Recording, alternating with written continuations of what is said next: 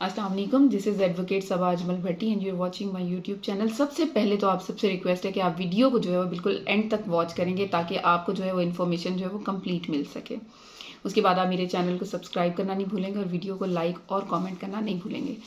तो आज हमारा जो टॉपिक है जिस पे मैं आपको जो है वो गाइड करूँगी वो है अब्तालनामा या cancellation of power of attorney. मैं आपको ये बताऊँगी कि इसको कैंसिल कराने का तरीका क्या है और ये किस पर्पज़ के लिए इस्तेमाल किया जाता है। तो पहले हम आ जाते हैं पावर ऑफ अटर्नी। आपने किसी भी शख्स को जर्नल या स्पेशल पावर ऑफ अटर्नी के तहत किसी को मुख्तियार मुकर्रर किया है, मुख्तियारनामा किसी को मुख्तियारनामा ख़ास दिया है या मुख्तियारनामा आम दिया है और आपको ये लग रहा है कि वो शख्स इसको जो है गलत इस्तेमाल कर रहा है या आपकी इंटेंशन के अगेंस्ट इस्तेमाल कर रहा है या जिस मकसद के लिए आपने इसको मुख्तियारनामा ख़ास या मुख्तियारनामा आम दिया था वो उसके खिलाफ इस्तेमाल कर रहा है, उसकी इंटेंशन के बिल्कुल बरक्स इस्तेमाल कर रहा है।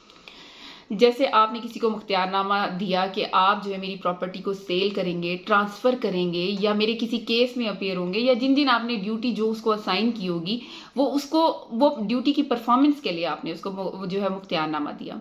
लेकिन अब क्या होता है कि एक शख्स जिसको आपने मुख्तियारनामा दिया कि आप मेरे केस में अपीयर होंगे, उसको फॉलो करेंगे, लेकिन वो शख्स उसको फॉलो नहीं कर रहा और आपको ये लगा कि यार ये जो मेरे मकासद थे ये तो पूरे नहीं हो रहे। उसके बाद आपने किसी को जो है वो एक मुख्तियारनामा दिया कि आप जो है वो मेरी प्रॉपर्टी को सेल कर देंगे या ट्रांसफ़र कर देंगे और वो शख्स उस पावर का एक्सेस इस्तेमाल करना शुरू हो गया, ज़ायद इस्तेमाल करना शुरू हो गया या कोई फ्रॉड कमिट करना शुरू हो गया और आपको ये लगा कि मैंने इसको इस मकसद के लिए ये जो है वो मुख्तियारनामा नहीं दिया था और आपको रियलाइज़ हो गया कि अब अगर ये डॉक्यूमेंट इनफील्ड रही तो इससे जो है मुझे भी नुकसान होगा और मेरे से मुंसलिक जितने भी लोग हैं उनको इससे नुकसान पहुंच सकता है। आप चाहते हैं कि जो मैंने इख्तियारात किसी शख्स को दिए थे मैं उन इख्तियारात को विड्रॉ कर लूं, तो आप जो है वो एक अब्तालनामा जो है उस शख्स का के नाम बनवाएंगे जिसको आपने मुख्तियार मुकर्रर किया। अब वो अब्तालनामा क्या होता है? अब्तालनामा ये कहते हैं cancellation of power of attorney. जो इख्तियारात आपने किसी शख्स को दिए थे आप उन इख्तियारात को रिवोक कर लेते हैं कि भाई मैं फर्दर नहीं चाहता कि आप मेरी पावर्स का एक्सेस इस्तेमाल करें। इसी तरह जैसे आपने जो है वो मुख्तियारनामा जब आपने बनवाया था तो आप स्टैम्प वेंडर के पास गए थे, आपने वहाँ जाके एक स्टाम्प खरीदा था। उसके बाद आपने गवाहों की मौजूदगी में जो है किसी को मुख्तियार मुकर्रर किया और फिर जाके उसे सब रजिस्ट्रार के पास जो है वो उसका रजिस्टर कराया था। इसी तरह जब आप कैंसिलेशन करना चाहेंगे किसी पावर ऑफ अटर्नी की तो सेम इसी तरह आप जो है स्टैम्प वेंडर के पास जाएंगे, स्टाम्प खरीदेंगे, उसे बताएंगे किस मकसद के लिए आप स्टाम्प खरीद रहे हैं। फिर आप उसे अपने शनाख्ती कार्ड की कॉपियां देंगे, आप उसे मकसद बताएंगे कि मैंने किसी को मुख्तियार मुकर्रर किया था, अब मैं वो कैंसिल करना चाह रहा हूँ, मैं पावर ऑफ अटर्नी को कैंसिल करना चाह रहा हूँ, लिहाजा मुझे स्टाम्प जो है वो जारी किया जाए। वो शख्स आपको जो है वो स्टाम्प जारी करेगा, उसकी चल्लत जो है वो रजिस्टर के अंदर एंटर करेगा, एंटर करने के बाद वो शख्स आपको जो है वो स्टाम्प जारी करेगा और फिर आप उसके ऊपर अब्तालनामा जो है वो तहरीर करवाएंगे।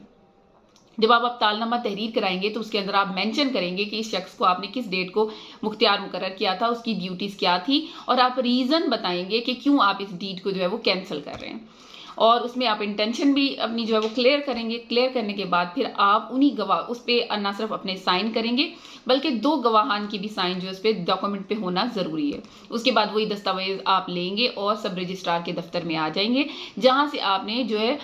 मुख्तियारनामा रजिस्टर कराया था। उसके बाद आप उस डीड को जो है दोबारा से जो है उसके रिकॉर्ड में एंटर कराएंगे, रजिस्टर कराएंगे कि अब्तालनामा रजिस्टर किया जाए और उस शख्स को जो है ताकि वो आइंदा मेरे बिहाफ पे कोई भी कार्रवाई ना कर सके, उस शख्स को जो है इन्फॉर्म किया जाएगा थ्रू दैट वे। और अगर वो शख्स कोई भी फर्दर कोई एक एक्शन ले लेता है, कोई लीगल एक्शन ले लेता है मेरे बिहाफ पे, तो ये समझा जाएगा वो नल एंड वॉइड होगा। वो एक्शन जो उसने लिया होगा वो नल एंड वॉइड होगा क्योंकि वो मुख्तियारनामा जो मैंने उसे दिया था उसको मैंने अब्तालनामे या cancellation of power of attorney के तहत उस डीड को रिवोक कर लिया, उसको वापस ले लिया, अपने इख्तियारात को वापस ले लिया। लेकिन अगर कोई भी शख्स उससे दोबारा मुआहिदा करता है